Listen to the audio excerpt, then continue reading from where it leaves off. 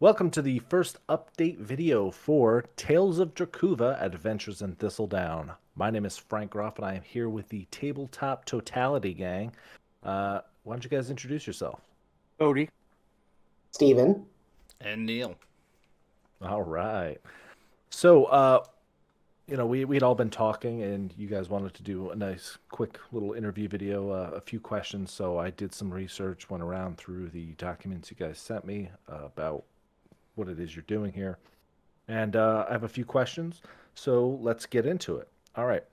So, as we've seen in the promo video for this project, Drakuva was once completely dominated by the dwarves until a sudden cataclysm destroyed their empire. What is the state of the dwarves in the present day of Drakuva? Well, I would almost say, I guess I'll start with this. The dwarves' present state is very scattered. Not just with how formed they are in an empire, but just in general amongst the population. So there is no really center form for the dwarves anymore. They have not been able to kind of make a kingdom of their own. As pretty much nobody left in Drakuva really trusts a dwarf. Yeah. Which I mean, is I would. Yeah, Yeah. I'd say there's definitely some prejudice against the dwarves because the cataclysm that happened, we call it the Ruination, it killed a very large amount of people. The dwarven population itself has never recovered, so they're kind of few and far between in Drakuva. And as Neil was saying, there's no real home center for them anymore. There's a small city called Drunfala, which is really pales in comparison to the old cities. And then there's another place called Karak Uvul, which has been conquered by evil giants. And the dwarves that are there are captives. All Yeah. right. I think that Neil said that they were scattered. I think that a better adjective for them would be diminished, mhm. because I mean they used to rule over the continent and were the most advanced society on in the land, and in an instant, seemingly, they just disappeared and took a lot of what they had built up with them. Yeah. And since then, like Cody was saying, they never recovered. And a lot of people in Drakuva blame the dwarves for devastating the continent and changing it even to this day. And this is something that happened about 2,000 years ago. Yeah. So the fact that they are still completely unforgiven for this horrible situation that they created is really, it really shows like how bad it was.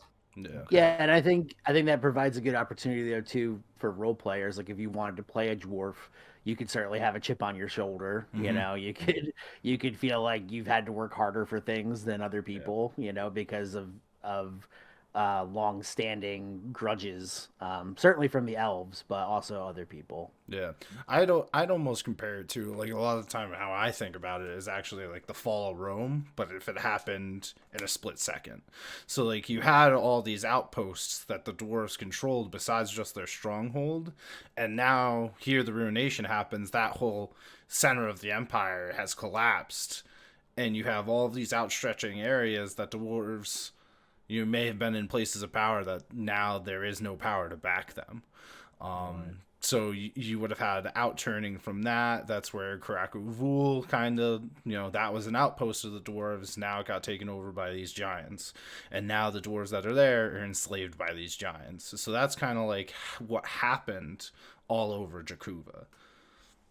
Okay. Kind of to piggyback off that question here. So, I mean, it would be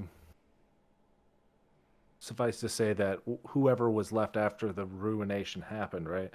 That was probably these outpost dwarves that were living around there, and that's it. Mm. Like nobody who had the real power, that the magic, as we get into in my further questions later on. So that was it. It was just a couple handfuls here and there, and they've been rebuilding ever Yeah, since. the it would be almost like an Atlantis type situation where the people that were running the cities or the empire at that time were more technologically advanced and more magically powerful than any of their contemporaries. And if all of them vanish in an instant, there's an obvious huge power vacuum. And we've tried to show that a little bit in some of the. There's a magical class that we're going to introduce called the Rune Cutter, which was something that was very prominent during the Dwarven Empire, and now is something that's kind of a rarity. And there hasn't been a quote unquote master in like 300 years. Not saying that a player can't reach that. We've set it up that they can, but it's just that we wanted to show that, you know, they're kind of few and far between, and that a lot of that knowledge has been lost. Yeah. Okay. So is it safe to say that you called it a rune cutter, right? Mm-hmm. So is it safe to say, like, is that specifically like a dwarven magical class, or can anybody take that? Anybody can take that class. Mm-hmm. Traditionally, the dwarves kept it as a dwarf only thing. So what we, not to get crazy into our cosmology, but we had it that the mortal realm where Drakuva is, that the mortal plane, did not possess magic, and magic has crept in from other planes. And the dwarves were the first people to really find a way to interact with that magic and control it. And that's what they did with their rune magic. And that's what allowed them to create their machines and do all these different things that allowed them to surpass other cultures. Yeah. But now there are still rune cutters. They pale in comparison to some of the, you know, the legendary figures of old, but they're of all different people. It's no longer just a dwarven thing. Well, and I think that would mainly come from, like, here's the fact that the dwarves kept it so tight knit for a long time. They had other dwarves to train, that after the Ruination, now there could be a master in this one location.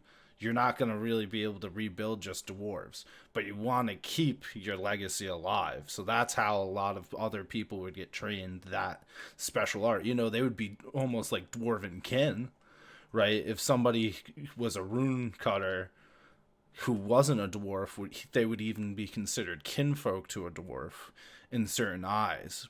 But yeah, it'd be like a token, like an elf friend. Exactly. You know? Yep. So, like, that is how we kind of suggest to run with it for any other race besides just a dwarf to be the rune cutter. Yeah, because that was like so. A little clarity for the folks at home. This is based in Dungeons and Dragons 5e, and one of the things that always irritated me with some of the older books, especially like 3.5 and 3, was like there are certain classes that are just like racially specific, you know. Mm-hmm. So what was it? It was like one of the arcane archers is like Yeah. elf specific, and I think there was a dwarven defender that was very like you had to be a dwarf. You had to. Well, you yeah, had and to there be. wasn't there like the purple dragon knight, like you had to be like a dragonborn or something. Oh yeah, I think so. I don't remember, but yeah, they've since done away with that. And Yeah. how we've set it up in our world is that, you know, you can play anything as whatever you want. Mm-hmm. But it's- you know, that's- that's all. Yeah, we Yeah. just explain, here's the history behind this creation. You know, it's going to change from 2,000 years later, but here is how it became part of the world.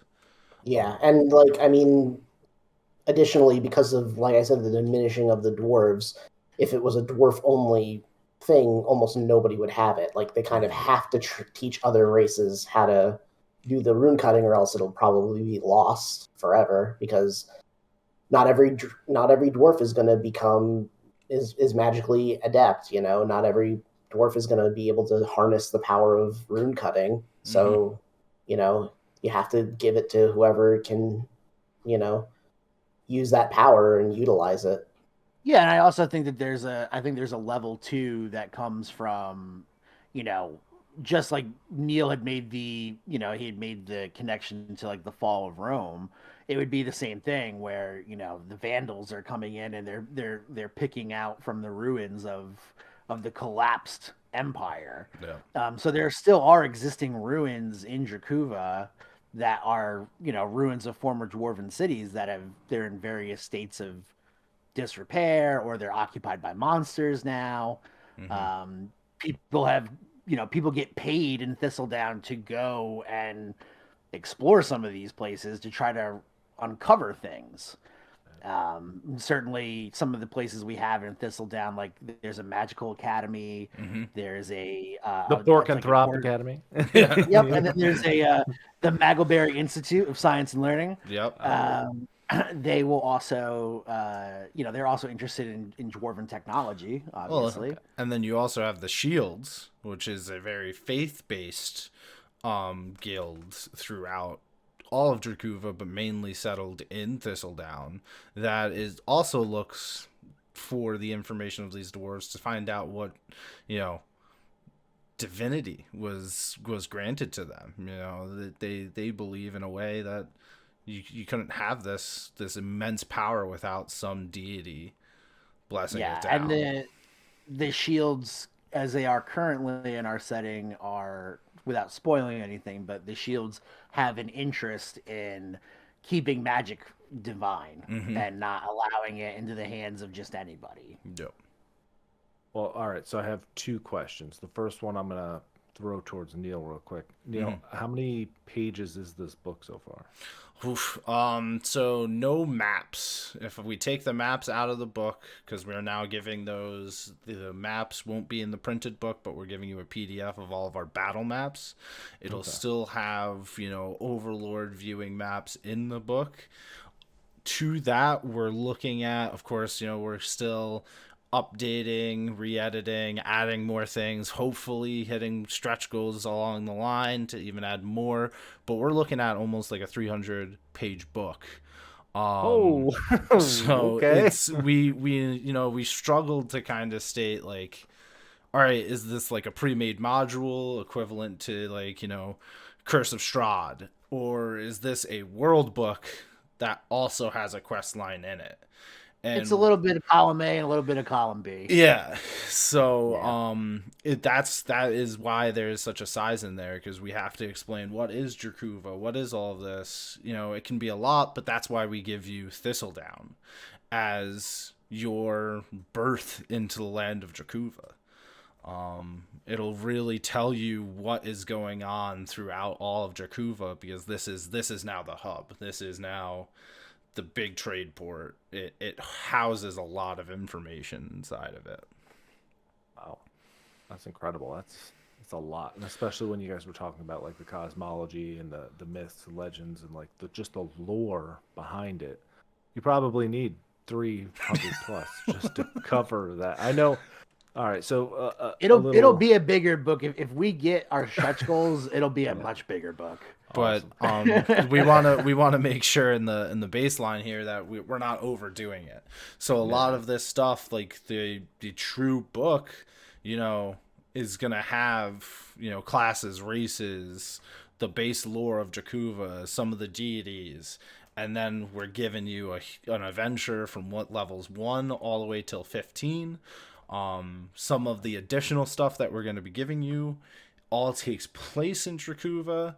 So now, hey, I want to take my players to another place and then bring them back to Thistledown. Well, guess what? You can do that with things like, Terra and Port Takala, where you go south to one of the other port cities, and you can learn more of the lore from that. It's substantial. And that's why we kind of had to make the decision like, hey, we're going to give you guys a PDF of all of our battle maps, and you can use them however you wish. You can print them out. Now a lot of things everybody's playing their tabletop games online, so this now makes it easier for you to import into whatever you may be playing on, Roll20, whatever it may be. You can take that now PDF file, import that picture of the battle map, boom, right in there, done. You don't have to worry about designing that, because that's one of our big things. We want to make it easy for you to be the overlord at your table. Right. Yeah, and when you think about it too, like Cody, I know you've used it in the past, and I think Neil, you as well. What is that program called where you just like upload a JPEG or something, and then you can like move the things around? Yeah, so Roll20 is that system. Yep. Yeah. Yep. Okay. Well, that's cool. So they'll be able to do that really easy, or just print them out on their own. Exactly, and then you can put it right on their table, stuff like that. We've talked about making stretch goals to make these maps, not full table size maps, but actual Like usable poster size maps. So you would get a whole set of those. Yeah. I mean, each one of these quests has something like five-ish battle maps. Yeah, Roughly, there's a lot. that is about an average. Some have more, some have less. So that's And why then we there's took also them out of the different book. versions too. Yeah. Yeah, Yeah, there's yeah. so like you might have like a daytime, a nighttime, a gridless. Yeah. Mhm. So we tried to So make we- it you could use it anywhere. Yep. Whatever your All play right. style is. So then, the maps being a separate entity, Mm-hmm. right? What are we looking at there? Oh man. So we have, what is it now? 10 quests, with the last quest being 11 quests. Is it 11 quests? With Yep. That's Yeah. not counting the last one. That's a more No, of a that tower is crawl. counting. That's That's what, counting the so tower. exactly. So we have 10 quests, with the last one being the 11th quest, being a tower crawl, as we say it, not to give out too much spoilers. So with all of those maps in there, you're looking at a substantial file size. I think we have something right now with just what we've been compiling, 30 maps, and we're not even halfway through all of the adventures. Yeah. And for the people at home, I play tested that tower crawl. Yeah, good luck. That's a difficult one. All right. So then my other question was, Steve, you had mentioned like the innate dwarven magic, right? Uh-huh. Now, when you initially said that, a thought came into my head. Is that magical system based off of like a sorcery style thing, or is it just like is it more of like a wizard class? What is that? For the rune cutting, I think of it more as a wizard type thing, because it is, you have to learn the runes, you have to study them, you have to know what they do, and it's a system that we're kind of still like, it's like any magic system, it's going to be in development forever, but it's like we're trying to figure out ways to actually combine runes to make them have different effects. So it's kind of, yeah, that's kind of the crux of the class, because I wouldn't really say it's a wizard or sorcerer, because one of the big complaints people have about D&D is that all the magic classes are just watered down versions of each other. Mhm. So this has its own magic system. It Yeah. doesn't use sorcery points. It doesn't use spell slots. That you have a set number of runes that you can master at a given time. You have a set amount of permanent runes that you can make. You have a set amount of temporary runes that you can make. Mhm. And then as you progress, you get to a point where you can combine runes to make different effects. Yeah. I mean, if I were, And then but ultimately, you get to the point where you can make permanent runes on yourself, and you can interchange them with a ritual to any of the runes that you have mastered. Mhm. Yeah. I mean, I was just gonna say, like, if I were like, it is its own thing. If I were to compare it to any class that currently exists in Dungeons and Dragons, it would sort of be a wizard. But we do also have a school of magic for wizards that is included in that is gone over in this book. Yeah. So in addition to the Rune Cutter, we also do have stuff for wizards as well. So You have a new magical school, is what you're saying. yes, a brand new Okay. magical school. Can you guys tell me about that? Oh yeah, not a problem. So everybody wonders about the cataclysm. How did the dwarves destroy themselves? It's actually this style of magic, this school of magic, that helped undo the strings of fate that the dwarves were playing with, and that is called SEIDR magic. So it's the school of SEIDR magic, which is all focused on playing with the threads of time. So a lot of these spells that you're going to be casting could speed up, an initiative order in a count, or maybe allow somebody to go twice. But the more and more you play with the strings of fate, the more and more there's repercussions for it. And that is part of the way that the dwarves, helped destroy themselves. You had such an advanced society, and they were using this, which, everybody will find out in the book, but I don't think it's too much to spoil now, where here they had to try and supply themselves with no more material. Well, guess what you can do with SEIDR magic? You can go back to a point in time where there was an abundance of material and bring it forward, and now you're keeping with material. But, you know, how does that help when, you know, your timeline can you make? exactly, you know, now you're Yeah. just messing up more and more. Would the dwarves be here if they took this mountain of gold and brought it to the future instead of using it, you know, when they did 300 years ago, you know? So it's a very dangerous school of magic. And it was one that they were never like. It was never the way we have it for our lore is that school of magic was not meant to be on this plane at all. Exactly. Yep. It was meant to be on what's called the ageless realm, which is where our Fae live, and the ageless realm, all the deep beings that live there live outside of time. They can live forever. Yep. So the manipulation of time is a little bit easier for them to do, and they have a little bit more practice with it. And we could say that it was kind of like a gift to them from a divine source. But the leaking of that magic into the mortal realm, and then the dwarves finding it, and then the dwarves abusing it, is pretty much what led to the ruination. Without giving you all the details, but Yeah. you can say that's the murder weapon, you know.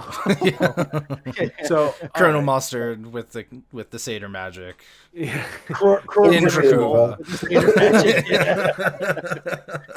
All right, so yeah, because initially I was like, oh, it must be this rune magic that they're talking about that must have had something to do with it, but it's actually the SEIDR school that you guys came Correct. up with. Yep. Okay, that's interesting. Now, have you guys tried to do any play testing with so everybody multi-classes when you're playing 5e? Who doesn't? Mm-hmm. You know, there's very few people that will hold on through the whole thick of it. Is there any interesting combinations? Like, let's say I was a Rune Cutter, and then I became a wizard with this school. Do they cross over, or do they butt heads, or do they kind of complement each other? I wouldn't say so much that they complement each other. You would be powerful in different ways, but the Rune Cutter is definitely more abstract. Mm-hmm. It has more possibilities because you get to a point leveling up where you can combine up to 4 runes at once into a single application. So if each rune has a static effect, so let's say one has fire, one has light, one has sound, and then one is a burst. It makes something blow up. You combine them all together on an object. You've basically created a flashbang. Mm-hmm. Okay, so you're pretty much like Sauron at that point, right? You just Right. So combine yeah, them. you're definitely a utility class. It's the Rune Cutter is certainly a utility class. It's not really a martial class, Mm-hmm. but it's going to be one that you have a lot of skills. You have a lot of tool sets.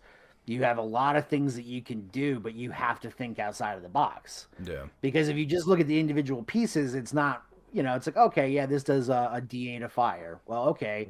You combine that with an infinite rune and then a wind, rune, and now you have a semi-temporal, firestorm. Yeah, it's a fire tornado. Right. Yeah. Is there is there a guide just for this class? Because it looks like what you're saying is you can combine up to 4. So, and the example you just gave, is there oh, here's the recipe how to do this? Yeah. Or So is it we have Yeah, how many well, runes right now, Cody? Currently, we have 80 runes. So Yeah. Oh, you have yeah, to imagine all the wow. different. You have to imagine all the different combinations. Yeah. So But the idea we with can't this, the idea we with can't this foresee class- every combination. It's just like a lock combo, right? You can't figure out all those combinations. Yeah. So a certain level of this has to be interpretive, and it has to be interpreted by the overlord or the keeper and also the player. Yeah. So once you've established something like, hey, this is the effect of this rune, and this is what the DM says, this is what happens when this rune is used, then you can go from there. Okay, I know this does this, so if I tweak it with this, it'll now do something different. Yeah. And that's kind of the system. And because it's a new system, there's going to be some give and take with it. Mhm. But I think it's really going to allow people to be very creative and come up with some with some um, excellent usage of your terrain. Yeah. And the objects in your world, because you can affect both living things and inanimate objects with your runes. Mm-hmm.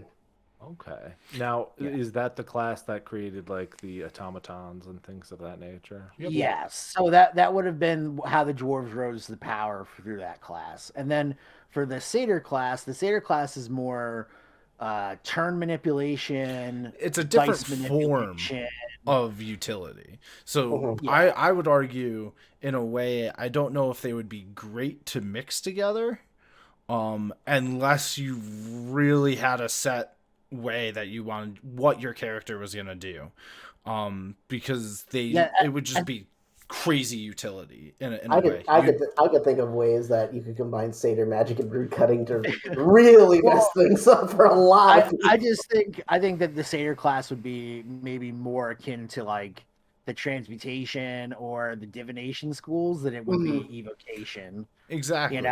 It's not a damage dealing class, but it's, I'm going to change the order of initiative for my allies so that my allies can go first. Or I'm going to reset around so that, I could potentially save somebody. Yeah. Yeah. I would say a little bit more manipulative of the actual system, of like a turn-based system. Yeah, I would almost say if you were going to combine these together, you better be good at playing chess, because you have to be working both of these classes together in one character, thinking 4 steps ahead. Because if you're just gonna playing in the SEIDR class, you already have to be thinking that way. You already have to be thinking, all right, if I can bump this person ahead, this is what they can do, and then this is what can happen, because that is what you do when you play with the Strings of Fate. And also weighing the risks and the rewards of that, like the potential of like something going horribly wrong. Yeah. Well, that almost like was a thing. That like kind of harkens back, like, so I don't know if you guys remember the inevitable, right? Like if you messed around too much, they would appear. Is there something like that exists for people who are using SEIDR magic, or is it more Fey based? Well, no, there is a level of Fey that are trying to. There's a level of Fey that are they're good, and they realize that their magic was not supposed to fall into the hand of mortals, and they attempt to get it back, and they attempt to keep the boundaries between the two worlds safe and maintain them, to make sure that nobody's crossing over and there's no catastrophe on either side. There's also an element, though, to the Ageless Realm that is called the Malignancy, and there is a court of Fey there that are dark in nature, and they're more chaotic, and they're trying to disrupt things. So that would be a source of where this magic might come from.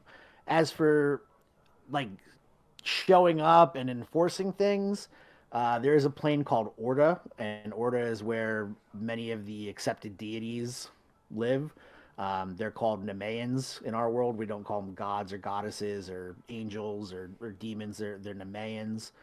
And you have lesser and greater Nemeans. So your lesser Nemeans would be like angels.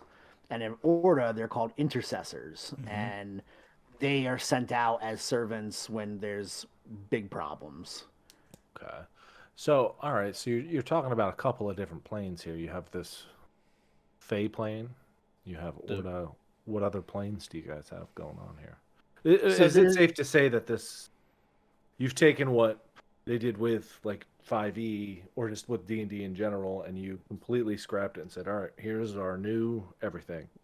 Yes. Yeah. So it's our own planes. We really do not use any planes of 5e at all. We have our own system. We have our own deity lines. We have invented our own cosmology and everything like that. So that is part of the explanation in this book. There's 7 total planes, and that came from, we're developing a class which we don't have ready, but it would be something that we'd like to include in a stretch goal. Would be the chemist class, which is going to be like our alchemist class, and there's seven planetary metals, and then I said, okay, 7 planes, and that's kind of how we came up with that figure. Yeah. Yeah. So there's a kind of similar to like our galaxy, how we have, the Milky Way, and there's the black hole at the center, which is kind of devouring the Milky Way. Our setup is kind of the similar, where you have the spark, which is basically all the energy of creation, and on the opposite end you have the void, which is the absence of that, and then throughout the other planes, they've fallen into different states depending on who has occupied them or who's meddling in them. Yeah. So Orda is a place where there's more laws and things are set up more. There's another place called Dis, where the Titans are from, the Dissian Titans, and they oppose the gods, or the Nemayans. The Arch Nemayans. They oppose them, and they want chaos because they think the universe was created in chaos. And exactly. Yep. Yeah. Yeah. It's There's a plane. There's a plane called Nithra, which is kind of like an anti-magic, like a negative energy plane. Yeah, there's some cool stuff. Wow. Okay. Yeah. Yeah. So they're not just buying a book about. No, here's it's D&D, not just an but- adventure book. Yeah, it's a lot more. It's a world. It's an introduction to our world that we've been working on. Yeah, and we're hoping to keep expanding it. Oh, absolutely. Like, Yeah. that's going to keep happening. Because there's all these other maps of the surrounding area around Lake Orin I saw, and there's a lot there, like what looks to be Elven to the, I guess it would be the west. Yep.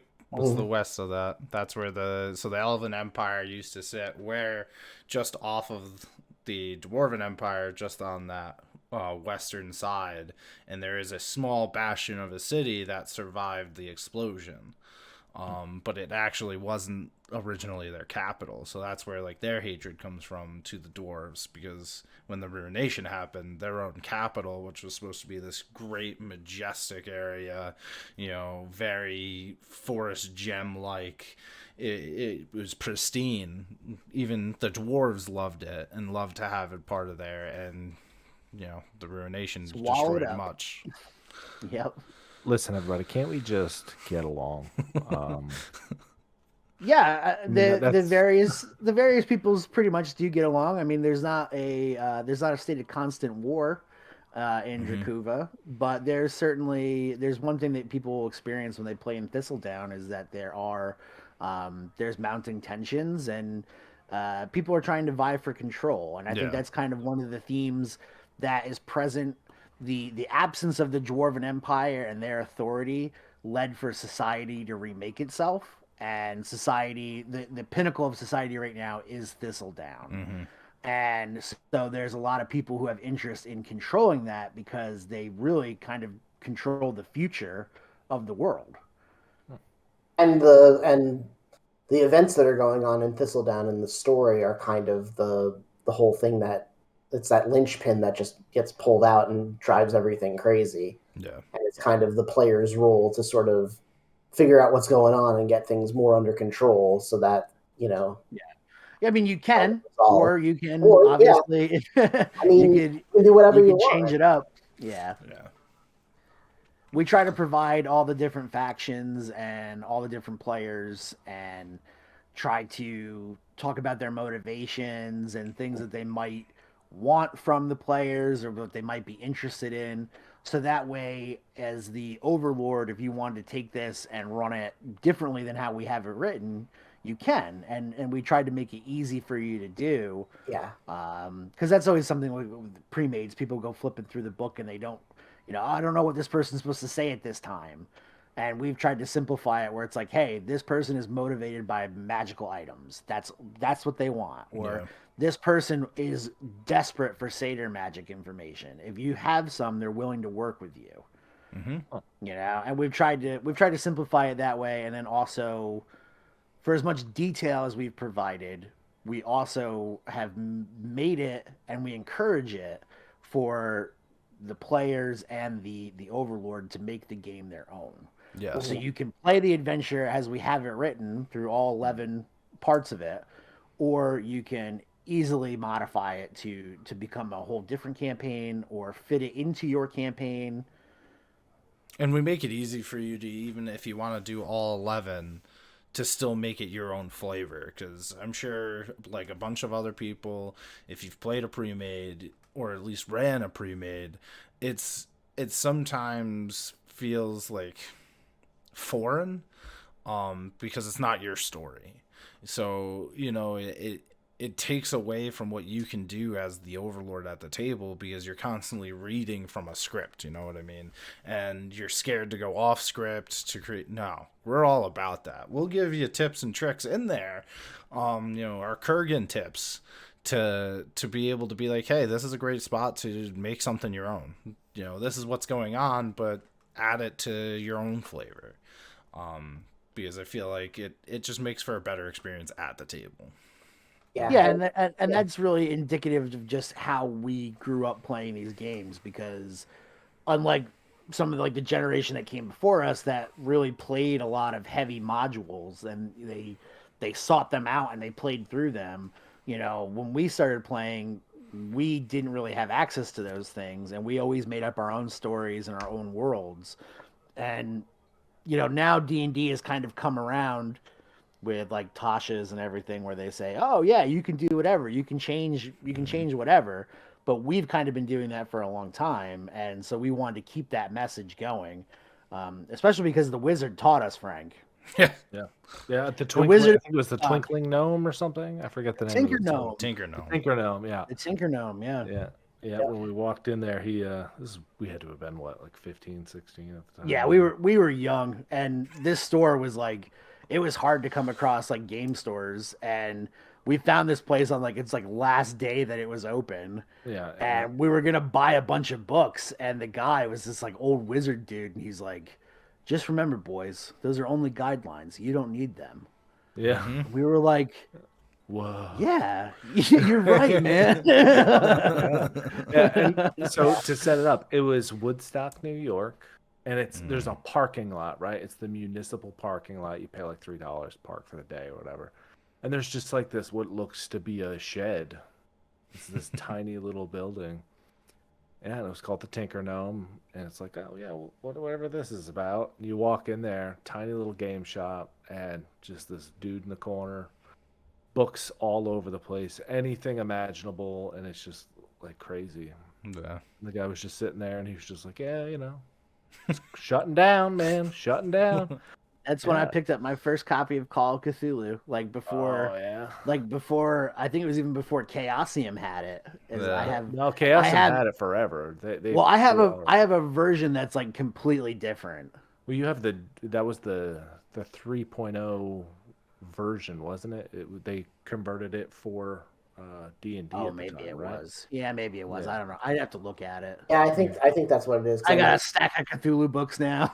There's like a section of that's like, if you want to play this in D&D, here's the monster stats for for Cthulhu and like an old one or whatever, and it's like, all right. Yeah. Well, I mean, and that kind of just represents everything about what you guys are doing, right? Yeah, I mean, like, to go beyond Thistledown even, like, that's kind of been our theory with all of our pre-made adventure stuff, is it's like, we provide, pre-written adventures for everybody, and each adventure in Thistledown is can be its own standalone thing that takes place. Doesn't even need to take place in Thistledown. It can take place in your world. You can change the names of things. You can change the characters in the setting if you really want to. And that's kind of the same with every single one of our adventures. Is like, the whole idea is they're all kind of modular, so you can just change them however you want. And we kind of push for that. Modular, but in a way that doesn't take away from the actual story. Yes. That is something that I think is a big complaint of ours, and for a lot of other people, is that, sometimes the pre-mades can be pretty clunky, and they request you to do things, or they say to do things that maybe don't make sense. And we tried to be the opposite of that, where we give you enough information that you can do what you need to do to make it a success at your table. Yep. Well, you have pieces, you have the story, you can decide now, and we encourage you to decide. if you can't make a decision, you can go with what we have written, but we encourage you to make this yours. Yeah. Awesome. Yeah. So, okay, so we've talked about, we've all played a bunch of different systems from when we were young to this point here. Are you guys just going to be making content for Dungeons and Dragons, or are there plans to do things for any of these other companies, or even for yourselves? Like, what do we? Well, it's a big question. Yeah. We have done we did a module called Cold Iron, which takes place a little bit southeast of Thistledown in a city called Port Cason, and we made that for a game, independent game that just came out called Apotheosis. Oh, okay. And Apotheosis was just funded on Kickstarter a couple months ago, and it's its own system. So we have that Cold Iron module for Apotheosis, and we're in talks to possibly make more. So we could see more Drakuva adventures taking place in different systems, because we ultimately want to continue to build up on the world. So even if we delve off into different systems, it's still going to be the same world. So there will be, because now that Cold Iron is going to be also available for 5th edition as well. Yep. Oh, wow. Yeah. And then eventually we're thinking that our next project, because Thistledown has been our main project, would be to move away and from another publisher system and make our own system. Yeah. And I think that Mhm. as gamers who've played as many games as we have, and for as long as we have, that we can come up with something that's fun and not going to be overly complicated, but then also not, we don't want to make something that's just very niche, bland. Well, like, we don't want to hit bland, and we don't want to hit, just a cult like following. super obscure. Yeah. We want to make something that's fun, Yeah, for sure. You don't want to hit like 3.5 status where it was just like so much math and like the play was only like 15 minutes really when you broke it down. Right. And like I love 3.5, but it was burdened with possibility, it just was, there was just so much you could do, and it was kind of so much like, that you it could was do that kinda- it stopped you from doing everything. Yes. Yeah, there you go. Yep. Yeah. That's a good way to put it. Yeah, because I remember, geez, one of our closest friends and Neil's worst enemy, Robert, his brother. I've known him for at least a year. Yeah, we kind of know each other. Yeah, the things he would the things he would conjure. Oh, it was. It was like, geez, dude. See, like, those are the people though. You give so much, like, and I'm very similar. You give us so many possibilities. Oh, we're gonna take all those possibilities. I mean, the one good thing about having people like that is when we eventually do play test our game, they'll show us how people can break it, and then and they will break it. They will break it, and then we can go, okay, here's how we mitigate that. Yeah, really, that's the only reason why. We'll just let it happen and let people go nuts. It's the only reason why I'm a part of the 3-piece 10D is they're testing. They're kind of like, they're kind of like crash test dummies, Yeah. Speaking of which, I'm super excited because one of the tiers in our thing was to create quests for like a home, like your own quest. If you came a part of the tier, we would handcraft it for you. And my brother got one of those tiers, and we got a Christmas special coming for him. So for anybody who's interested, we do have it in the FAQ on the Kickstarter page, but we do make custom missions and custom dungeons for people, and we have done it for some of our patrons on Patreon before. The two examples that we can show you of that as a pre-made adventure or a specially made adventure was Getry's Grimoire, and then for the dungeon would be the Forsaken Sepulchre, and both of those are available on our Drive-Thru RPG. They're pay what you want, they're free, and they're both really fun, and they have it's a good enough that you can play them for like a whole session. The Forsaken Sepulchre in particular took us 2 full sessions to play. Well, it all depends what type of party you got rolling through there. Sure. Yeah, Sure. Most always does. Yeah. But yeah, it's those are 2 examples, and we're really excited to have the chance to make more missions for people. Yeah. for sure. Also, I think there's a good place to also like just talk about, and I'm rewinding just a little bit, is like if you donate to this and you know you end up getting some of the PDFs or some of the other material here, like Cody was saying earlier, you know, make it your own. Just go ham with it. There's creatures. I've seen many of them. I've helped make a few. There's a bunch of This maps. is true. There's so much in there that, like, I mean, you pretty much, you know, they handed you a house. 5e handed you a house and was like, here you go. And you blew the fucking door right off of it. You're like, well, we're expanding that way. And there's so much more to it now. Yeah. And, you know, you still hearken to their rules a little bit, but you also completely, like I said, you blew the door down. You changed some of the landscape with it. I So, mean, I would say that D&D. I would say that 5e handed us a garage, and then we built a house off of it. oh, there you go. Is Okay. it because We're going completely different. Like we're taking what they gave us. And we go, okay, yeah, that's kind of nice, but we'll just do our own thing over here. And just, you can... Yeah, yeah. so that's you're how stuck you here, make a that's- box. All right. And then with any future endeavors, you're going to be expanding the other way. So you're pretty much building a town home here, like multiple town homes. Yeah, I mean, Suburb. you know, I think initially, you know, the idea was, you know, as we started off, that hey, we would make adventures and modules for, you know, the world's most popular game, and we're doing that, and it's fun. But ultimately, you know, there's going to be another version coming down the line. Who knows if there'll be an OGL? You know, who knows if what will happen in the future? And we would really, you know, we've been taking some inspiration from groups like Free League, and you know, we yeah, I know. I wish they would. I wish they would like love us, yeah. And you know, we want to take off on our own venture and do something that is unique to us, and it's our system, and then we can continue to expand our world and keep doing our things and keep everything ours, you know. Yep. Well, so I'm going to just outright call it here. You all are crazy as batshit, because I looked at the goal of 5K and I don't understand how that's even nearly enough. So, but then there's you're publishing books and you're sending because them we're away. that good. Yeah. Okay. So then my question is, like, what are some of the stretch goals for people who haven't looked at it just yet?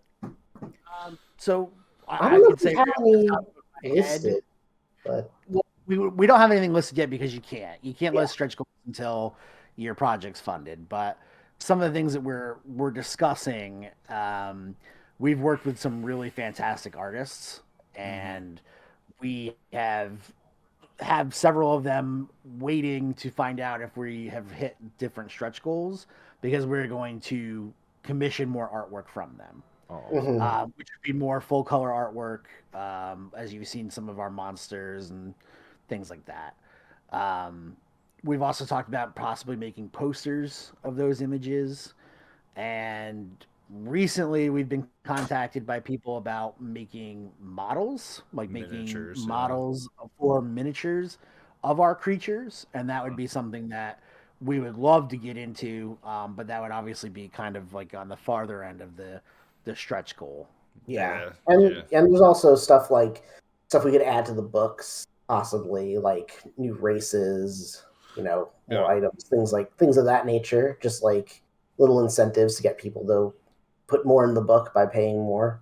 Yeah, the more that the higher that we get on our stretch goals, the more options the players are going to have, because there will be more subclasses, there will be more races, there'll be more lore, there'll be more explanation of the different planes, and there could possibly even be additional adventures. things like that. Yeah. All right. It would just be developing more of what we have, really. Yeah, it'll just be expanding it. We have 300 stuff. pages isn't enough. No, you got double that. Yeah, at least. It'd be like $14-$20 just to ship the book. Like, Yeah, well, I mean, we're shipping you actually like a world encyclopedia, and that encyclopedia is for Drakuva. Yeah. Encyclopedia Drakuva. yeah, you're just going to be sending books out for months, and they're Yeah. not even going to get the campaign stuff until way down the line. Yeah, here's all the A's, here's all the B's, here's all the C's. Yeah. You know. Okay. All right, so there's a lot of information, but now we're going to get into where my journalism really picks up. So I'm going to throw some tough questions at you guys. Oh no. There is a penguin, Mm-hmm. Mm-hmm. and I believe it's pronounced a kooktuk.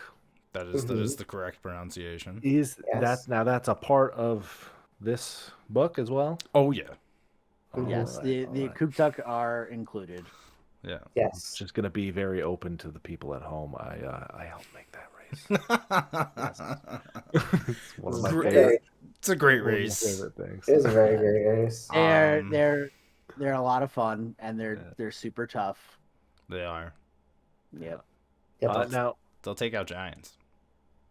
Yeah, that's There you part go. of the lore that will be expanded upon is the origins of the Akuktuk and some of the great struggles that they've had in their time in Drakuva, including the defeat of some pretty nasty giants in the frozen north.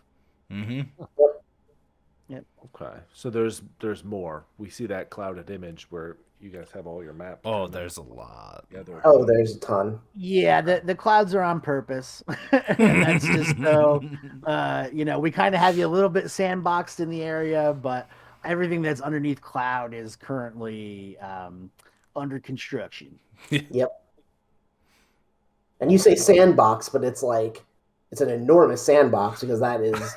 Oh yeah, Thistledown is a thing this big on a thing this big, so it's just like right. sandbox is like very like it's a whole world pretty much. All right, cool. Well, so what else can we expect from you guys in the next couple of weeks while you hopefully reach your final goal here? You'll expect more updates for how the project's coming along, where we're at. Of course, if we start getting to that goal and surpassing it, and we start hitting these stretch goals, you'll start really seeing more of what Drakuva can be. If you aren't happy with where it is now, let me tell you, you want some more information, make sure we get it there. Share everything, share our project with people, because I'll tell you what, baseline, you're going to get a kick-ass adventure for this whole thing. Even if you don't like the world, you're going to get an adventure from level 1 to 15, fleshed out, follows an amazing storyline, if I can be biased and say that. And all for as low as what? You can get the PDF for like, what do we have it for? 15, 20 bucks, something like that? $15. Yeah. Yeah, $15. What's $15, you know? Yeah. Come on. You can get a whole PDF sent to you, all of the maps, the battle maps. You may not even use anything for Drakuva, but now you have, 50 plus battle maps that you can pull from and never have to worry about creating your own. Yeah. I think, not to sound it's kind of an investment because it's something it is because it's something that we're going to continually build off. Yeah. So there is going to be more content down the line, in whatever form, but there's going to be more content. We already have other missions that are included in some of our reward packages. Some of the things we talked about for stretch goals is maybe having them printed up as their own books for people to have, so they would have a nice copy of that at home as well. But this world is going to continue, and the story of it is going to continue. And if you want to come along for the ride, this is the opening You know, this is the front row seat. Yeah. Pretty much. Yeah, you guys are like medieval times, really. Like, you know, you first walk It's in a there. dinner and a "Whoa," show. Yeah. Yeah. We'll wine you, we'll dine you, we'll show you a good time. You know, That's how right. how we That's do right. it. And every time it's going to be a little bit different as you guys move forward. So, Mm-hmm. all right, cool. So, with all of that, I don't know if there's any. I had a whole bunch of questions written down. I think I only asked one of them. That's all right. We could either go a couple more questions. Because I think you we can- answered them though. Yeah, So, all right, the then. other half of it. Then, I yeah, mean, let's see. we're hoping to definitely do a couple more of these as we're going forward through our Kickstarter to really just so you don't have to read it all. You can sit here, listen to us talk about it. I feel like it's a little bit more genuine that way, and send in your own questions. Let us know. Start commenting on please. that Kickstarter. Yeah. We're open. If there's any concerns, questions, we're waiting. We're happy to answer. Mm-hmm. We don't sleep. We wait here. We just watch it. I sit here the whole time, just looking. It's just worth like it. this. It's a problem. It is terrible. But problem. send comments into the Kickstarter. Also comment below on the YouTube video for with any questions that you might have, and maybe we'll answer them on the next update. Yeah. All right. So, Cody, where can they reach you? What are your handles? Well, you can find me on the actual Kickstarter.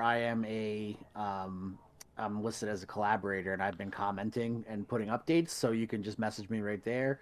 You can email us at tabletoptotality.com or at gmail.com. You can find our website is tabletoptotality.com. We got Twitter. We have a Twitter. We have a Instagram. We have a TikTok. We have a We have Reddit. a Reddit. Yeah. We have a YouTube channel. Yep. We have an Anchor. Yep. I mean, we're out there. We're all over. You can find all the information at tabletoptotality.com. All of our contact information is there. Mm-hmm. Yep. Well, and you guys are also making all of your own stuff for it too, from the designing. Like Neil's putting the PDF together. Cody is a published author. He is a published author. And Steve's prior to this business. Specialist. Yeah. And Steve's the art specialist. So you guys have a good range of things. So definitely people who are listening, check it out. Neil, where can they reach you? For me, besides all of that, I also post a couple of our stuff on my own Instagram, which is, I believe literally just the life of a Neil, if I'm referencing that right. Yeah, it's pretty good. I think that's also my Twitter. The life of Neil. And it's besides just the easiest way is right through the tabletop at Gmail, our email there, because that's three of us. All three of us have access to that email. You can reach out to us right on there. That's 3 times the chance of being responded to.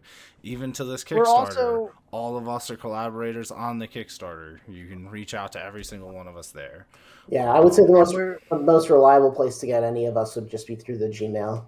If you want to talk about stuff Tabletop Totality related, all three of us will see it on the Gmail, and we can respond to it. If we're also considering making a Twitch, or not a Twitch, but a Discord if the community wants it. So. Yeah, that too. On top of that, I will say this right now, if our stretch goal hits 20K, I'll give you my personal phone number and you can contact me with any questions at any time. On me.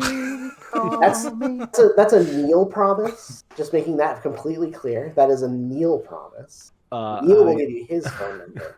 Yeah, I'm saying my phone number. I'm the most reliable one, so... That's all right. Well, before we break down, Steve, where can they reach you?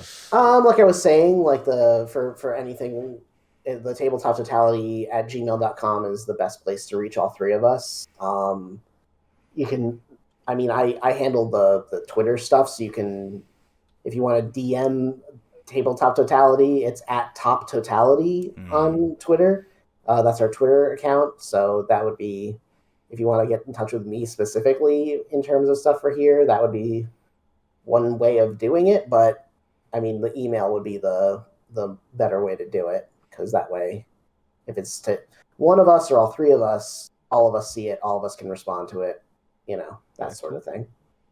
All right. Well, guys, it was a pleasure talking to you, and I'm sure everybody who's starting to, donate and everything, this is definitely going to be a nice, thing for them to take a look at and see that you guys are as active as you need to be, and you're not just some faceless entities that are just going to disappear and move on. So I hope this definitely helps out anybody who has already backed the project here. I would definitely say please do back this project. I've known these guys for a very long time, and there's a lot of info in there.